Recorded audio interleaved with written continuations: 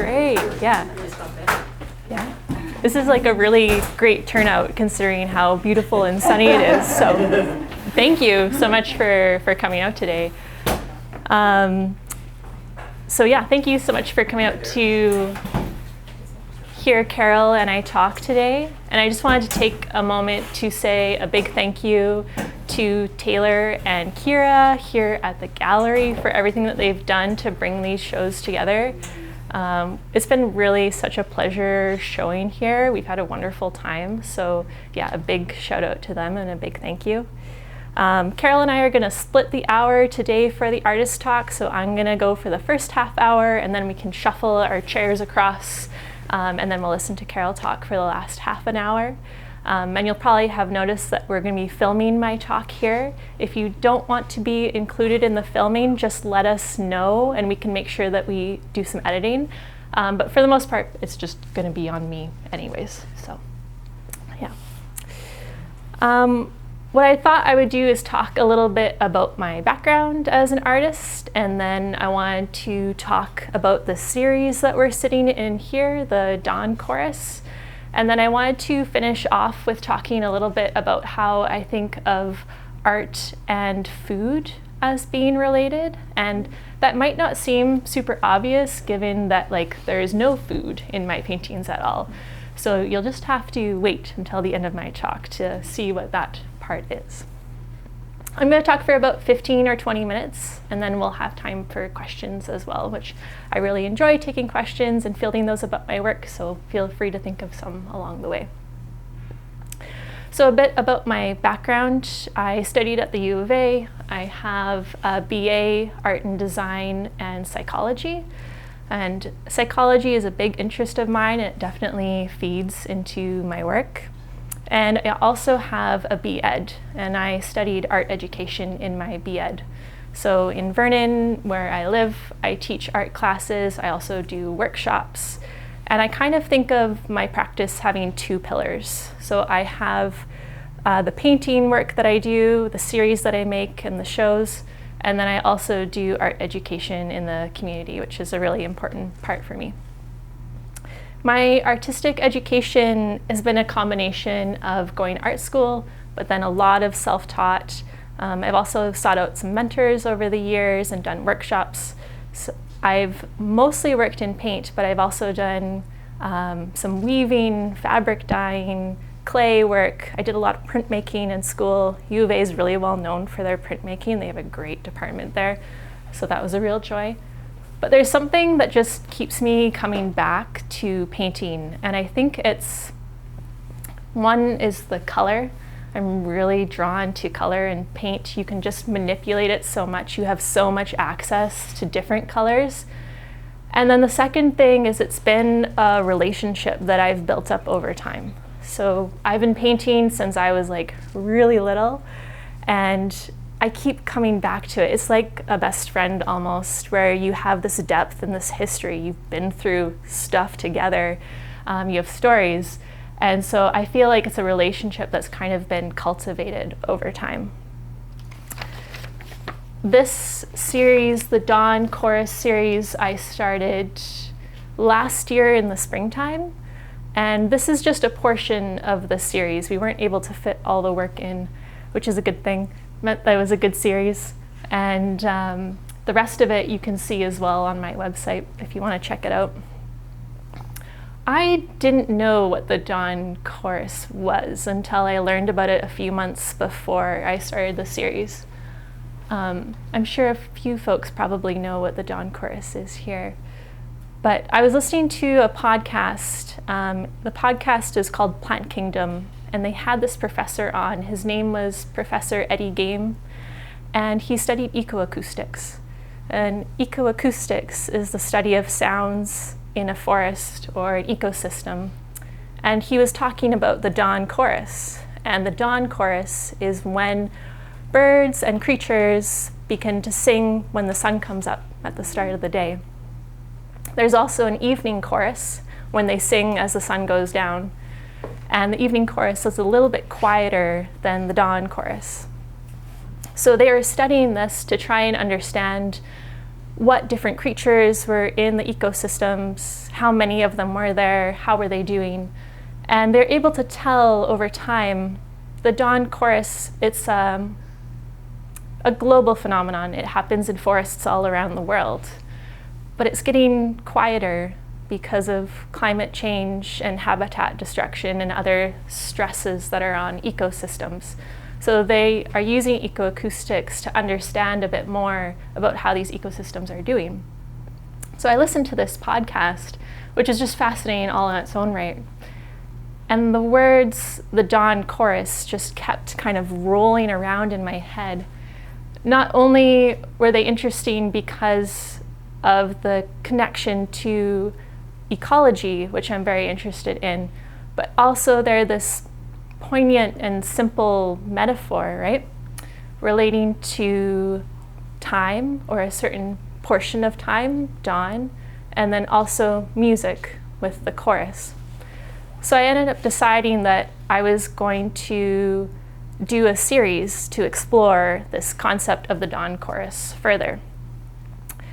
And I started getting up it was like 4 o'clock in the morning, because springtime in Vernon, the sun rises around 5, to go out and start taking photos, making notes, color studies, listening to the dawn chorus. And from these notes and images, I started to create sketches. And from the sketches, I started to create the pieces. So one of the first ones was the arrow leaf piece right there. And I tend to work in a bit of an emergent way rather than planning a series out from the beginning. I'll do research, I'll make sketches, I'll make some paintings, and then I'll go back again and I'll start to do more research, make some sketches, and make more paintings. And I really enjoy working in this way. The paintings themselves become kind of like a record of the exploration that I'm doing. And also, it's really important to me in my work that the paintings feel fresh. So I want to leave room in my process that I'm able to surprise myself, because I figure if I'm not able to surprise myself, I'm probably not going to surprise viewers with something as well. So this way of working kind of in an emergent or iterative approach helps me kind of do that. And when I finish a painting, often it will point to the next painting, or it will kind of at least point to an area to explore. So a good example of this is night roses that I did here. And I felt like when I did this one that it was offering me a glimpse of something that could be larger. And so I ended up doing Night Roses 2, which is the triptych behind you, which felt more like the widening view of the first painting. And for my oil paintings, all the ones in this room, I think aside from the orchids in Solidago, one in the middle here, these are done from sketches rather than photographs. And I find that this helps me to loosen up and move into a bit of a more abstract space with my work. And also the sketches themselves are often composites, where I'll use 2, 3, 5 photos along with memory and imagination to create the sketch. And then I'll go on to make the oil paintings off of that sketch. And I think of the sketch as kind of like a scaffold, like it allows me to reach further to make a different painting, because the painting will turn out different again than the sketch. So I'm kind of building bridges for myself to move further. When I began the series, I thought that there was going to be more birds in it, given that I'm making a series about the dawn chorus, right? The birds are the singers, they're the main characters. And I attempted to put birds into the paintings, but the paintings rejected them. And paintings are kind of funny like this sometimes. You can put down a mark, and sometimes the painting will just straight up reject it, and you'll have to go in with a rag, you're nodding, yes, and like take it out because the painting just didn't want it. And that was the same with the birds. The paintings just didn't want the birds in them. There's actually one painting that does have birds in it. It's not in here. And the bird is kind of hidden in the painting. So over time, I realized that the dawn chorus was more of a metaphor in the work rather than something that I wanted to show literally. A metaphor perhaps of new beginnings, of making music or art about something that you care about the renewal that happens every day for all of us. And the paintings themselves are kind of like a chorus to dawn moments, but I'm not a musician, I'm a painter, so this is my interpretation of the chorus. Okay, so I mentioned a little bit at the beginning that I wanted to talk about art and food. And so there's definitely this parallel that I feel between art and food, and you can see this sometimes revealed in how people talk about art. That is a tasteful piece. That is a fresh TV show. That is a juicy mark. This is soul food. Painters like to say, oh, what a tasty mark. And although my work isn't about food, I'm trying to create paintings as well that play to that desire or appetite in a way. So juicy marks, luscious textures, paintings that feel fresh, something that you want to touch and that's viscerally appealing. Regardless, though, of style or form, I think that all art, in a way, is food. Just as we need food and water and shelter, we need connection, right? And I think that's one of art's big purposes, is it's a way of fulfilling that desire for connection, to be known, seen, and loved. And that connection that you might have might be very fleeting or momentary. You might see a piece and it moves you in a way, and then you're off with your life and you're thinking about something else and on you go, right? And I really think that that's fine, because it's like a meal. It fills you up for only so long, and then hopefully when you are hungry again, you will stumble across something, a song on the radio, a smile from a stranger, something that will fill that appetite again. And this is also why I think we need a buffet of art. And I like to talk about the buffet of art. Is that, and lucky for us, we're sitting in one right now, right? Like we've got a buffet of art around us in many different forms, from different artists, different mediums. Because not all art is going to be appealing or satisfying to everyone. Just like not everyone likes the same dishes at a buffet. So I'm a big advocate that we have a big variety of art and lots of it for everyone. Okay, that's my talk. Thank you. So I think we've got about 15 minutes for questions, and I'm totally game to take any questions about the art here or the process or anything like that. So go right ahead. So I'm wondering, I don't know a lot of details about it, but I know that plants also talk to them between themselves and their systems. Did you go down that rabbit hole and look into that stuff, or explore that at all? I didn't in this series, but man, I have heard about that a little bit, like Susan Simonard, right? Okay. Yeah, and like so fascinating. Maybe it becomes part of a next series, I'm not sure. But maybe just another way, right, in that everything is kind of connected and talking to each other, right? Mm-hmm. Yeah, it's such a wonderful thing to think about. Yeah. These are so luscious. I love that. Thank you. Yes, and they're just so rich. So I just want to ask a materiality question. Yes, please. Because this is what we do. We all come and steal from each other, right? Yeah. So what medium? Can you talk about that aspect of it? Absolutely. So all of these paintings are done in oil. And when I began this series, I was in a bit of a material exploration as well. So I had just finished a series, and I knew the next series to be looser, to have more flow to it, because I also work quite a lot in watercolor, and I love how things can just bleed into each other and have that flow. So I was doing a ton of material exploration. I tried acrylic, I tried different mediums with acrylic, I tried different mediums with oil, I stank up my studio so bad with mineral spirits, just trying to get the look. Like I was wearing a respirator at one point, trying to get this to hold. So it was about a year of material exploration until I found the right medium with oil paint.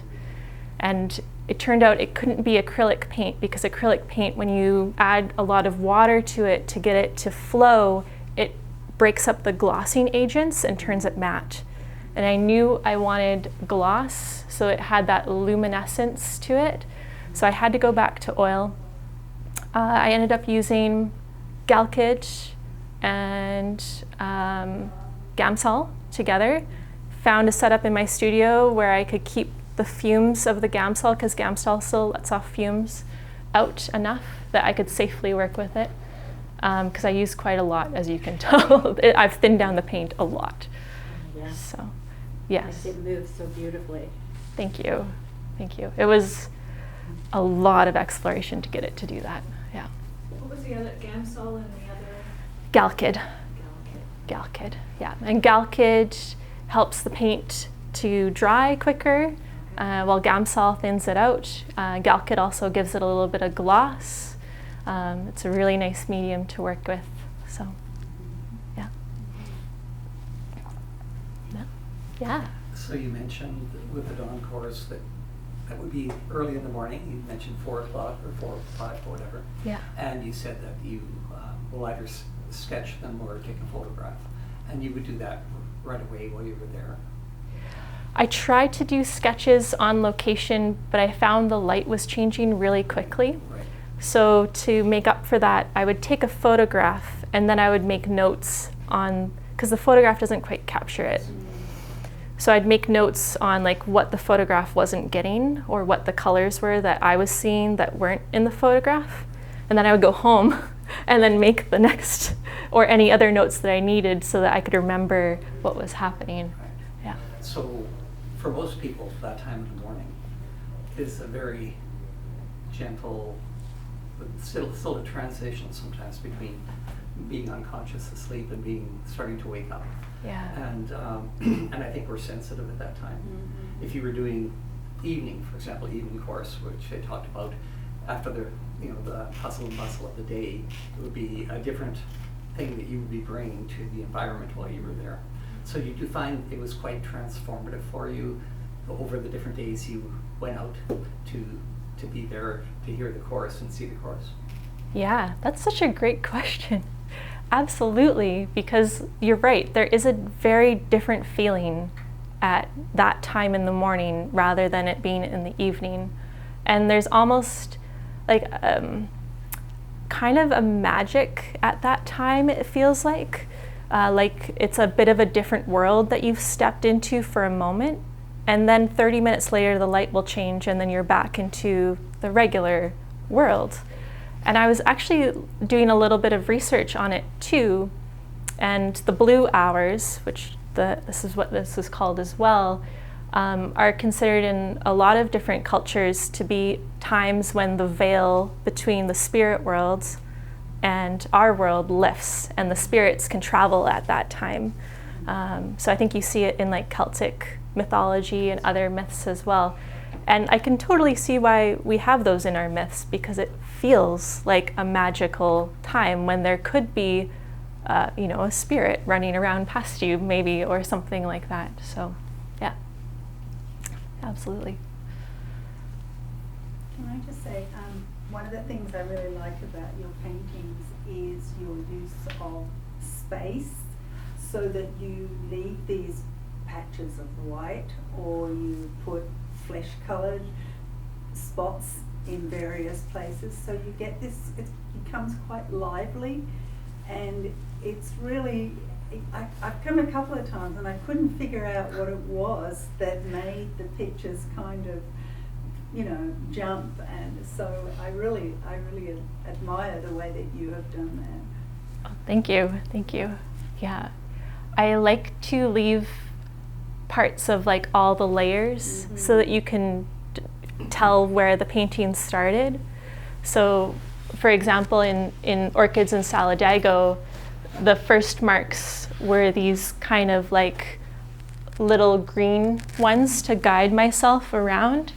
And then I like to leave those behind so that the viewer can kind of, oh yeah, that's where you started. And I love that looking in other people's paintings too. I love an unfinished painting or an unfinished finished painting, right? Where you can be like, oh, that's where it has this freshness, right? Mm-hmm. Yeah, for sure. Yeah. It's a little bit like, and I can't remember the name of the song or the line by Leonard Cohen where he talks about the crack and you know that. Space to let the light in. Yeah, and you're sensitive to that, and everything is sensitive to that at that time, and you're seeing beyond the physical in a way through these different openings, in a sense. I like that metaphor quite a lot. That sounds great. I'm going to use that now. It's not mine. Yeah, I know the Leonard Cohen song you're Yes. referring to. Yeah, absolutely. Yeah, wonderful. I think we probably have time for one more question, and then we can kind of shuffle chairs over. Did you actually see birds when you were out? Because I'm out at that time all the time looking, and I listen for birds. My vision's terrible. So I hear bird, and I was just wondering, like, the absence of birds may be somewhat connected to how difficult they are to see. Because the little birds that make so much noise, they're this big, and they make so much noise, but they're invisible, you can't see them. So that's my experience of them, you know, that and looking at pictures of Merlin, that, you know, the bird owl, so. Yeah. Yeah, so did you find, were you seeing them? I had the same experience as you, is I wasn't seeing them. I was seeing like raptors, like hawks, sitting up on posts and whatnot, but of course they aren't calling as much as like the little guys are. And so yeah, I wasn't seeing them either. And I think you're right. I think that kind of might have played into the sense that it doesn't make sense to show them quite so literally. Yeah, absolutely. What brings you out early in the mornings? Well, I mean, same as you, yeah, inspiration, and it's my favorite time of day. Yeah. And the birds, especially when, at that time of year, I love to, and I experience them almost exclusively through sound. Yeah. Because I can't see them usually, you know, sometimes I'll catch one, but yeah, so it's, yeah, it's pretty much the same thing as you, just, you know, such a great time to be out. That's wonderful. Mhm. Yeah. I'm not normally an early morning person. I'm a night owl.